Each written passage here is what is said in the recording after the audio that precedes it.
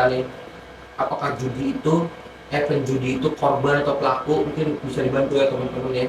Ya mungkin teman-teman di sini menganggap penjudi itu korban, silahkan bisa di komen, atau mungkin yang tidak sependapat dengan gua silahkan bisa di komen gitu. Tapi kalau kita bicara ini ya, eh, kan bandar itu mengajak lah ya kita, apa sih namanya, orang datang sendiri lah ya. Kalau menurut gua para penjudi itu yang mendatangkan diri ke bandar. Mendatangkan diri ke bandar dengan segepok uang ya, dengan segepok uang. Nah, gue pengen ini, gue penasaran dulu, mungkin kalau kita bisa total lah ya, total berapa sih ini? Total kekalahan gua, Ya, total kekalahan kurang lebih tuh, kurang lebih deh. gua sih nggak pernah gitu. Cuma mungkin ya, Satu tahun ke belakang nih, satu tahun ke belakang. gua itu mulai main judi online itu di 2021 akhir, Pas COVID berarti. pas covid. Sampai 2023 ini mungkin udah, gue nggak bisa bilang sampai puluhan juta ya, karena gue mungkin bisa dibilang berjudi itu dalam jumlah yang kecil ya. Mungkin bisa dibilang 5 sampai 8 juta udah Ada ada, 5 sampai 8 juta. mungkin udah ada kalau diakumulasi ya. Hmm. Kalau diakumulasi mungkin sudah segitu total.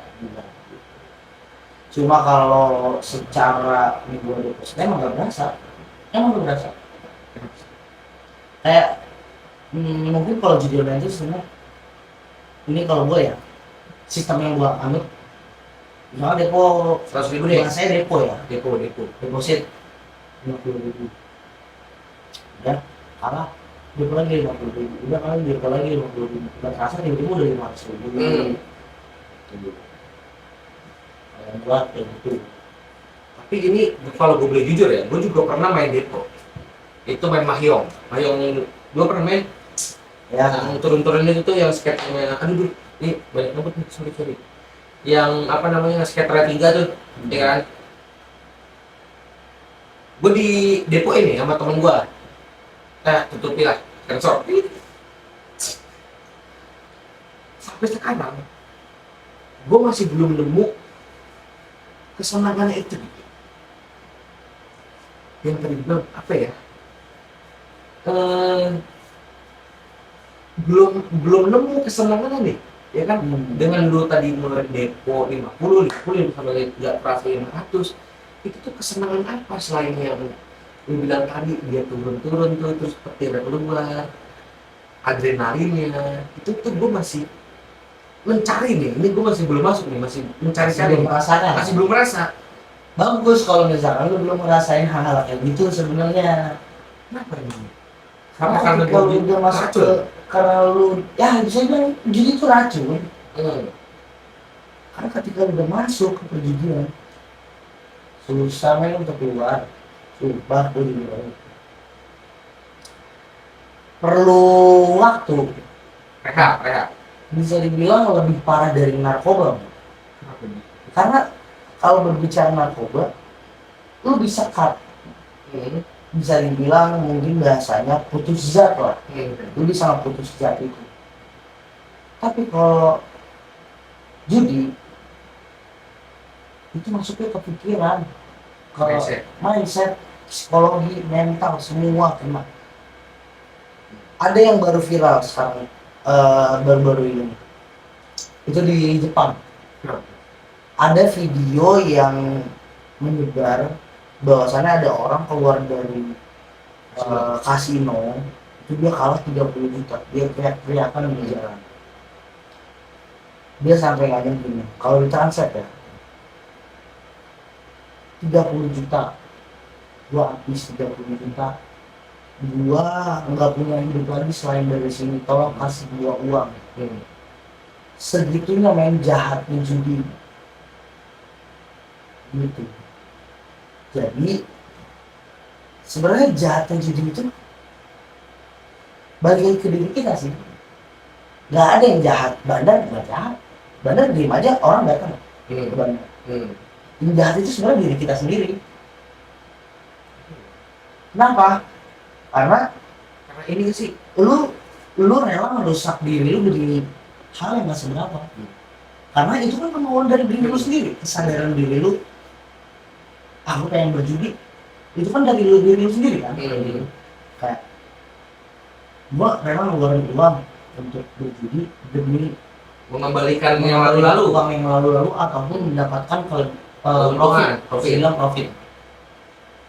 Biasanya kan itu merusak diri lu sendiri, mental lu dan psikologi itu udah dihancurin di situ.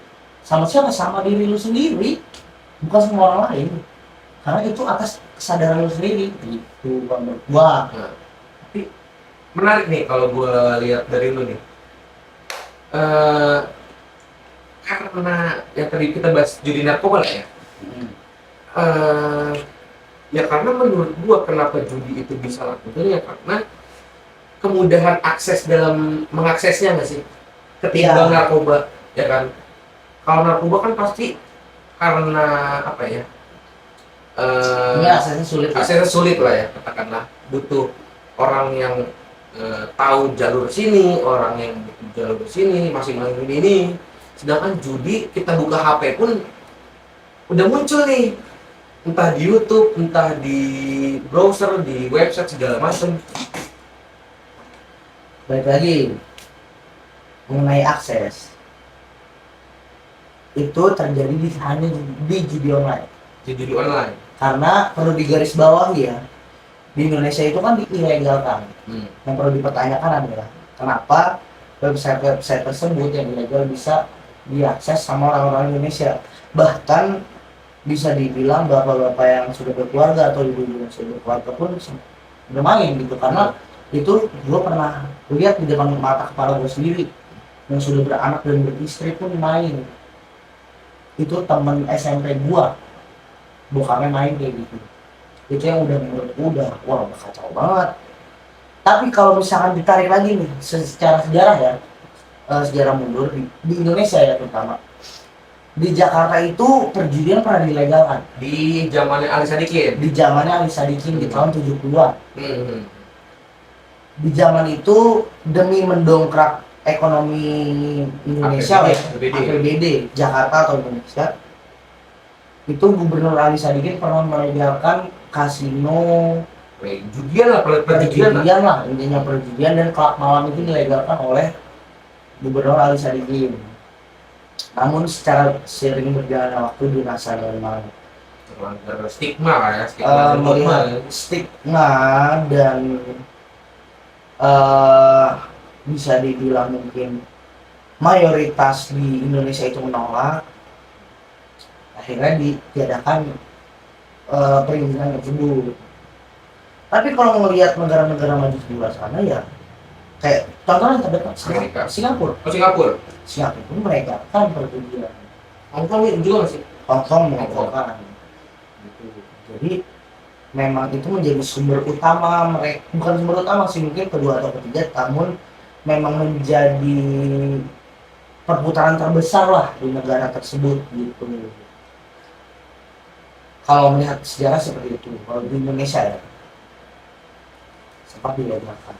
Tapi gue rada tertarik nih membahas tentang pelegalan Ali Sadikin di Jakarta itu. Gue pernah lihat di artikel itu, dia seingat gue itu dikasih dana sama pemerintah itu kurang lebih 70 M atau 70 triliun. Tapi dengan dia melegalkan judi itu dibus, beberapa bus kurang lebih itu 200 sampai 300-an, gue lupa miliar apa triliun di waktu itu ya. Di waktu itu dia gunain buat sekolah, buat gue nggak tahu ya, rumah ibadah juga termasuk apa gimana, rumah sakit, sekolah, TPU segala macam. Itu tuh ternyata judi tuh ada manfaatnya sedikit gitu. Sebenarnya gini sih Bang, apa karena pengalokasiannya, pola mindset, atau karena judi itu sebenarnya bermanfaat? Sebenarnya kalau dibilang bermanfaat,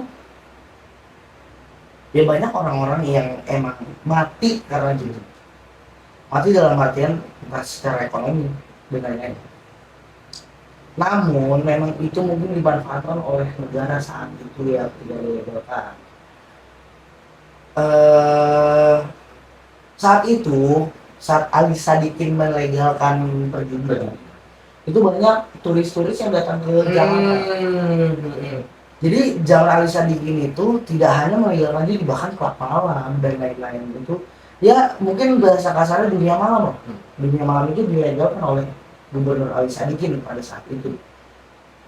Makanya itu pendapatan dari turis-turis maupun turis internasional maupun interlokal itu cukup besar untuk pengalokasian dana kemanapun. Namun mungkin ya balik lagi itu stigmatisasi dan hal-hal lain yang mengharuskan perjudian itu harus dikat dan dunia malam itu dikat. Namun mungkin ngelihat dunia malam itu kelab malam lah ya, itu masih bisa diperjalankan sampai sekarang, masih banyak yang berjalan. Namun untuk perjudian sendiri mungkin sudah Cut off sampai sekarang. Cuma ya kan yang sekarang lebih maraknya di judi online ya. Harus cara akses pun lebih mudah ya, tadi gue bilang. Lu buka HP, lu tulis aja judi slot itu langsung muncul bener-bener. Aduh. Nah, iya. Satu lagi, yang marak banget sekarang itu kan judi slot. Namun kalau mungkin ini jangan ditiru ya. Kalau perkataan penjudi yang benar-benar penjudi, judi slot itu hanya untuk pemain yang cengeng. Dengan kita melihat fenomena yang terjadi ya teman-teman ya, mulai dari judi online, judi offline, poker, parlay dan segala macam yang nyebabin sampai terjerumusnya orang ke pinjol. Mungkin ini kalau ada debt collector kita mohon maaf ini. Kita mohon maaf banget. Bisa kami lunasi, bisa. Mungkin untuk kedepannya ya, untuk permasalahan judi online, terlebih pinjaman online, kita bakal buat kontennya. Mungkin kita ngucapin terima kasih sama Ungap Farel yang udah sedikit bercerita dan berdiskusi tentang judul. Mungkin lu ada last speech. Mungkin gue mau ngasih pesan aja buat teman-teman nih. Ini dari gue yang sudah mengalami bisa dibilang perjudian inilah. Jadi buat teman-teman mahasiswa ya, terutama mahasiswa nih. Nah, janganlah kalian bermain judi lagi, judi online terutama, apalagi slot gitu kayak kasar mungkin Zeus tuh kan, bahasa kasar Zeus dan lain-lain gitu. Udahlah, stop lah. Maksudnya itu cuma menjadi hal yang bikin kalian menjadi jatuh miskin aja gitu. Dan sebenarnya gini, percuma gue ngebilangin kayak gini ke penjudi kalau misalkan belum ngerasain apesnya, belum dibenturin sama realita. Jadi tetap berjuang kalian yang memang masih menjalani perjudian, cepat-cepat berhenti gitu dan cepat-cepat dapat apesnya gitu. Soalnya buat para penjudi kalau belum kena apesnya nggak bakal berhenti. Soalnya itu yang gue rasain. Kalau belum kena apesnya belum bakal berhenti. Dan buat ini kan tadi buat mahasiswa, buat bapak-bapak, buat ibu-ibu yang masih main judi, karena gue pernah lihat dengan mata kepala gue sendiri, temen SMP gue yang tadi gue pernah cerita itu bokapnya main judi. Tolonglah berhenti. Ingat lu punya anak, punya istri, punya keluarga, punya bayi, bener punya bayi. Temen SMP gue itu bokapnya punya bayi. Temen gue itu punya adik bayi.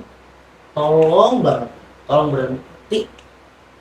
Lu udah punya keluarga men, apalagi sih yang lu harapin sebenarnya gitu. Kehidupan lu udah punya anak, lu udah bahagia dengan anak lu. Apa yang masih lu cari gitu? Masih ngerasa udah cukup atau gimana sih sebenarnya? Jadi tolong bapak, ibu-ibu maupun teman-teman mahasiswa, tolong berhenti ya. Paling dari gitu aja dari gue.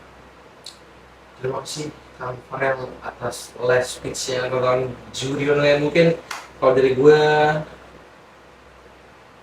pernah dengar judi adalah jalan satu-satunya jalan keluar bagi orang kepepet yang berpikiran sempit. Terakhir dari gue Al Azam, Dan gua Farel. kita pamit undur diri. Ciao. Ciao. Judi menjanjikan kemenangan.